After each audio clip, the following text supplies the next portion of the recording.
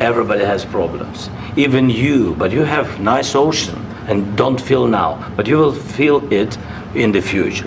God bless. You don't know that. God bless. God bless. You will not have a war. He should not have said that, because that's taking shots at the United States, basically saying, right now you're safe because you have oceans protecting you. Zelensky doesn't believe, he believes that Trump can end the war, but he doesn't believe that Putin will stick to his word. And I think that's the most important takeaway from this entire clip.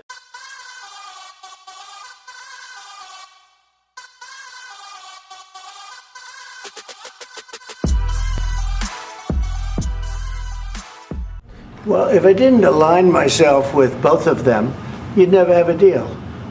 You want me to say really terrible things about Putin and then say, "Hi, Vladimir, how are we doing on the deal?" That doesn't work that way. I'm not aligned with Putin. I'm not aligned with anybody. I'm aligned with the United States of America and for the good of the world. I'm aligned with the world, and I want to get this thing over with. You see the hatred he's got for Putin. It's very tough for me to make a deal with that kind of hate. He's got tremendous hatred. And I understand that, but I can tell you the other side isn't exactly in love with, him either. So it's not a question of alignment. I'm aligned with the world. I want to get the thing set. I'm aligned with Europe. I want to see if we can get this thing done. You want me to be tough? I could be tougher than any human being you've ever seen. I'd be so tough.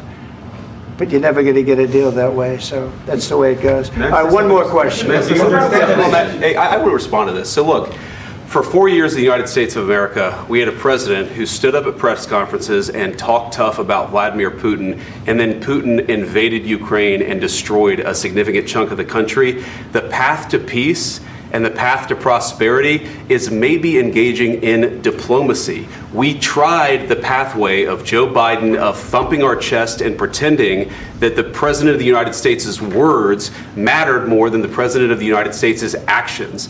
What makes America a good country is America engaging in diplomacy. That's what President Trump is doing. Can I ask you? Sure. Yeah? Yeah. Okay. So he occupied our big parts of Ukraine, part of East and Crimea. So he occupied it on 2014. So during a lot of years, so I'm not speaking about just Biden, but those time was Obama, then President Obama, then President Trump, then President Biden, now President Trump, and God bless, now President Trump will stop him. But during 2014, nobody stopped him. He just occupied and took. He killed people. You know what the contact line? 2015. 2014 2014. and 2015. 2014. Yeah. So I was not here. Yeah, but that's exactly right. Yes, but during 2014 till 2022, the situation the same. The people have been dying on the contact line. Nobody stopped him. You know that we had conversations with him, a lot of conversation, my bilateral conversation, and we signed with him, me, like a new president. In 2019, I signed with him the deal. I signed with him, Macron and Merkel, we signed ceasefire. Ceasefire. All of them told me that he will never go. We signed him with gas contract. Yes, but after that, he broken this ceasefire. He killed our people and he didn't exchange prisoners. We signed the exchange of prisoners, but he didn't do it. What kind of diplomacy, JD, you are speaking about? What do you mean? I'm talking about the kind of diplomacy that's going to end the destruction of your country. Yes, but if you Mr. President, with respect, I think. Okay, so wait, right here, Zelensky explained that when 2014, when Russia decided to invade Ukraine, nobody did anything from that starting point until now. Obama was president, Trump was president at the time. They made deals, and he said that he signed a deal, a ceasefire deal with Russia, and Putin decided to break that contract anyway. How truthful this is, I want to look up right after I watch this. I know they're going to give him flack right now. I kind of seen many clips of this already, but he's basically making some good points to start with. saying, we were doing the right thing, we wanted it to stop. Putin has been known, and I've been hearing for years, that it's very hard to negotiate anything with Putin. And that's why a lot of presidents don't like talking to Putin, saying Russia is the enemy. They're the ones because they don't sit down on the table to try to make an agreement. Trump is at least trying to do this with Putin and Zelensky. And let's see how this continues right here. I think it's disrespectful for you to come into the Oval Office and try to litigate this in front of the American media. Right now, you guys are going around and forcing conscripts to the front lines because you have manpower problems. You should be thanking the president for trying to bring an end to this conflict. Have you ever been to Ukraine that you say what problems we have? I have been to. Come once. I've actually watched and seen the stories, and I know what happens is you bring them on a propaganda tour, Mr. President. Do you disagree that you've had problems bringing people into your military? We have problems. And do you think that it's respectful to come to the Oval Office of the United States of America and attack the administration that is trying to prevent the destruction of your country? A lot of questions. Let's start from the beginning. Sure. First of all, during the war, everybody has problems, even you, but you have nice ocean and don't feel now, but you will feel it in the future. God bless. You don't know that. God bless. You God bless. You will not have a war. He should not have said that, because that's taking shots at the United States, basically saying, right now you're safe because you have oceans protecting you. We basically live right next to a bunch of countries that could take over us at any moment. I mean, we're fortunate to have Canada and Mexico bordering our country. We have been allies with them, and we don't have an enemy country near us that we have to be on high alert for. Even though so many tragedies have happened in the past within our country from other countries, it still can happen. But this, Zelensky saying this in the Oval Office to the President of the United States, is a major punch in the U.S. Don't tell us what we're going to feel. We're trying to solve a problem. Don't tell us what we're going to feel. I'm not telling you. Because you're in no position to dictate that. That's exactly what you're doing. You're in no position to dictate what we're going to feel. We're going to feel very good. You will feel influence. We're going to feel very good and very strong. You will feel influence. You're right now not in a very good position. You've allowed yourself to be in a very bad position, and he happens to be right about it. From the very beginning of the war. You're not in a good position. You don't have the cards right now. With us, you start having cards. Right now, you don't. You're playing cards. You're playing cards. You're gambling with the lives of millions of people. You're gambling with World War III. You're gambling with World War III. And what you're doing is very disrespectful to the country, this country, that's back to you, far more than a lot of people said they should have. Have you said thank you once? This A lot entire of meeting? times. No, in this Even entire today. meeting, have you said thank Even you? today. You went to Pennsylvania and campaigned for the opposition in October. Offer some words of appreciation for the United States of America and the president who's trying to save your country. Please, you think that if you will speak very loudly about the war, you He's can... not speaking loudly. He's not speaking loudly. Your country is in big trouble. Can I Wait a answer? minute. No, Can you've I done a lot answer? of talking. Your country is in big trouble. I know. You're not winning. I know. You're not winning this. You have a damn good chance of coming out okay because of us. Mr. President, we are staying in our country, staying strong from the very beginning of the war. We've been alone, and we are thankful. I said thanks You haven't in been this alone. cabinet, You and haven't not been only alone. in this cabinet. We gave you, through I this said stupid thank you. president, $350 billion. You voted We gave for you your military president. equipment, You and you voted men for are your brave, president. but they had to use our military. What about West? If you didn't have You our invited military me- equipment, you invited if me you to didn't speak- have our military equipment, this war would have been over in 2 weeks. In 3 days, I heard it from Putin. In 3 days, this is something Maybe new. less. In 2 weeks, of course, yes. It's going to be a very hard thing to do business like this. I Again, tell you. just say thank you. I said a lot of Except times that thank there, you except to that- American people. Except that there are disagreements, and let's go litigate those disagreements rather than trying to fight it out in the American media when you're wrong. We know that you're wrong. But you see, I think it's good for the American people to see what's going on. I understand, sir. I think it's I very understand. important. That's why I kept this going so long. You have to be thankful. You don't have the I'm cards. thankful. You're buried there. Your people are dying. tell you You're again, running I low know. on soldiers. Don't- Listen, don't, please, you're running Mr. low on President. soldiers. It would be a damn good thing. Mr. And then you tell us, I don't want a ceasefire. I don't want a ceasefire. I want to go and I want this. Look, if you could get a ceasefire right now, I tell you, you take it so the bullets stop flying and your men stop getting killed. Of course, we want to stop the war. But you're saying you don't want a ceasefire. But I said to you, I want a ceasefire. with guarantees. Because you'll get a ceasefire faster than an agreement. Ask our people about ceasefire, what they think. That wasn't with me. For you what that wasn't this with me. means. That was with a guy named Biden who was not a smart person. That was with Obama. It was your president. Excuse me. That was with Obama, who gave you sheets, and I gave you javelins. Yes. I gave you the javelins to take out all those tanks. Obama gave you sheets. In fact, the statement is Obama gave sheets and Trump gave javelins. You got to be more thankful, because let me tell you, you don't have the cards. With us, you have the cards. But without us, you don't have any cards. Okay, yeah, Trump's making a very good point, and JD Vance, because, yeah, all the money that the Biden administration has forked over to Ukraine should have done major impact for that country to help defend themselves.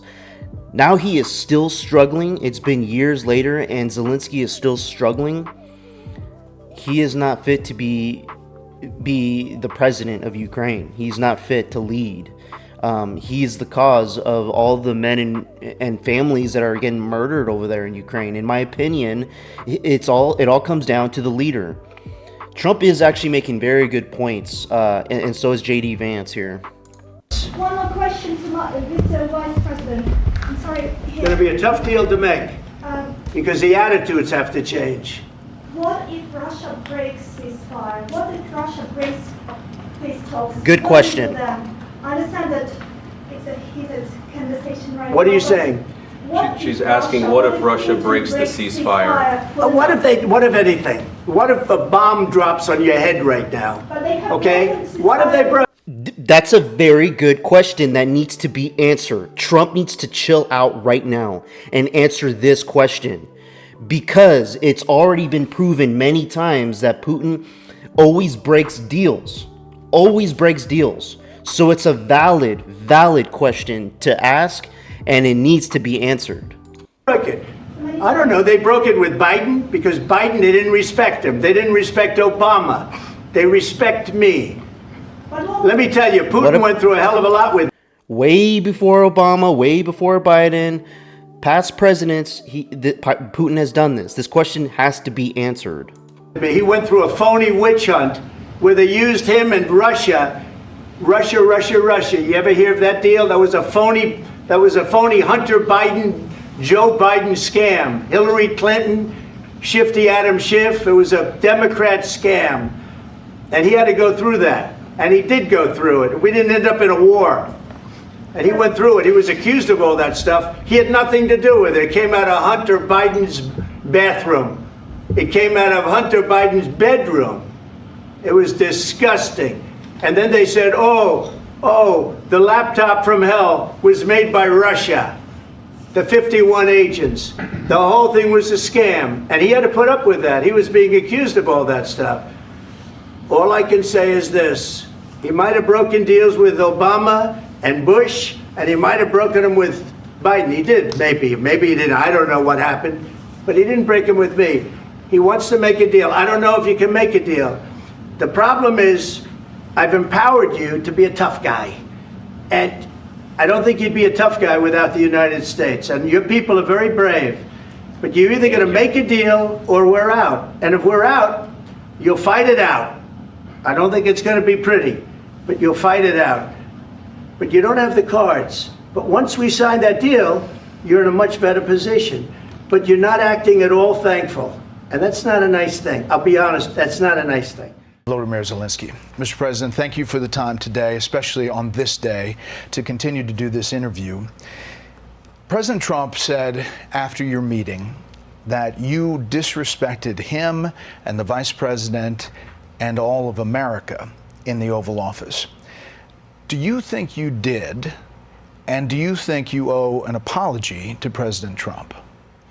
Thank you so much. First of all, thank you for the invitation for this dialogue, and good evening to all your country, to all Americans. I'm very thankful to to Americans for all your support. You did a lot. I'm thankful to President Trump and to Congress bipartisan support. And I was always very thankful from all our people. You helped us a lot from the very beginning during 3 years of full-scale innovation. You helped us to survive. Anyway, we are strategic partners. And even in such tough dialogue, and I think we have to be very honest and we have to be very direct to understand each other, because it's very, for us, very necessary to President Trump, and I'm with all respect that he wants to finish this war, but nobody wants to finish more than we, because we in Ukraine, we are in this war, we are in this battle, and battle for freedom for our lives. So I'm just telling that I think that we have to be on the same side, and I hope that the president on our side together with us, and that is very important to stop Putin. And I heard from President Trump a lot of times that he will stop the war, and I hope he will, and we need to pressure him with Europe, with all the partners. And I think this dialogue had to be a little bit earlier to understand where we are. Like, you know, I don't remember exactly, but like President Reagan said, that peace is not just an absent the war. Yes, we are speaking about just and lasting peace, about freedom, about justice, about human rights.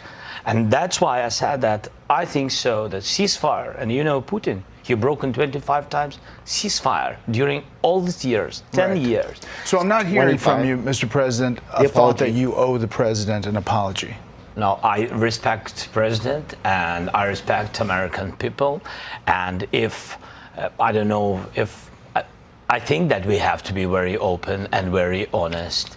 And I'm not sure that we did something bad. I think maybe sometimes some things we have to discuss out of media, with all respect to democracy and to a free media. But there are things that where we have to understand the position of Ukraine and Ukrainians.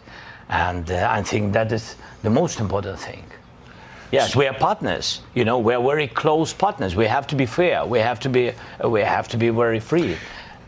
How many arguments, how many raised voices, how many pointed fingers has the Oval Office seen in the many decades it has been the most powerful office in the world? Well, never like this, where in front of the cameras a foreign leader fighting for the future of his country has refused to be diplomatic and left a president furious and his supporters spitting with outrage. What I saw in the Oval Office was disrespectful, and I don't know if we can ever do business with Zelensky again. I think most Americans saw a guy that they would not want to go in business with. The way he handled the meeting, the way he confronted the president was just over the top. In a sign of the deepening, definite diplomatic divide between Washington and Europe, support for the Ukrainian president across the Atlantic was immediate. Dear Ukrainian friends, you are not alone, said Poland's Prime Minister. Dear Vladimir, said Germany's most likely next leader, we stand with Ukraine in good and testing times. We must never confuse aggressor and victim in this terrible war. Il y a un peuple agressé qui est l'Ukraine. On a visit to Portugal tonight, President Macron looked forward to a meeting of Europe's leaders in London this weekend. When Ukraine comes under pressure, he said, Europeans must make sure we can provide it with what it needs. Further east, the reaction to what happened in Washington was nothing short of gleeful. The insolent pig finally got a slapdown in the Oval Office, said former Russian President Dmitry Medvedev. And Donald Trump is right, he continued. The Kiev regime is gambling with World War III. In Ukraine, all this comes at the end of a week when Russia's bombardment of its cities has been as intense as ever. President Zelensky, he was trying only to explain, to provide arguments, and he was in minority in this discussion. There was President Trump, J.D. Vance, the vice president, and he was alone. And he is not native speaker, but despite this, he was defending his country, his people. He has no choice, but to defend us.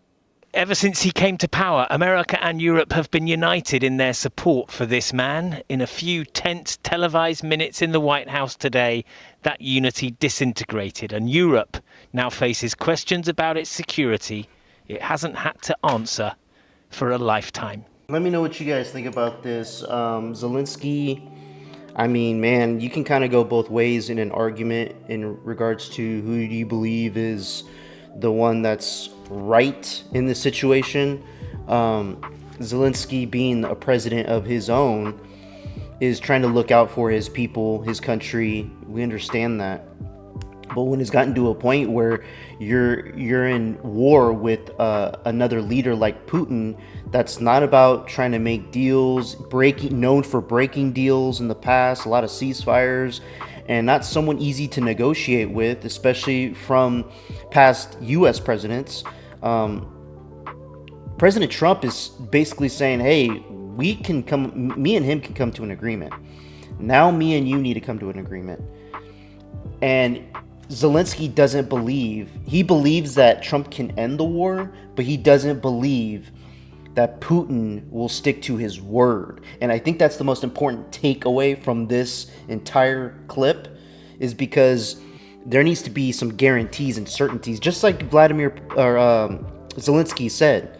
Zelensky said we need some guarantees. I don't think he meant in the sense of like, if we do a ceasefire, what do we get in return? Like, he's saying if we do ceasefire, are we never going to be attacked again? Like, we're getting sick of this. Let me know what you guys think in the comments below. Like and subscribe. I'd appreciate it. Till next time. Peace out, guys.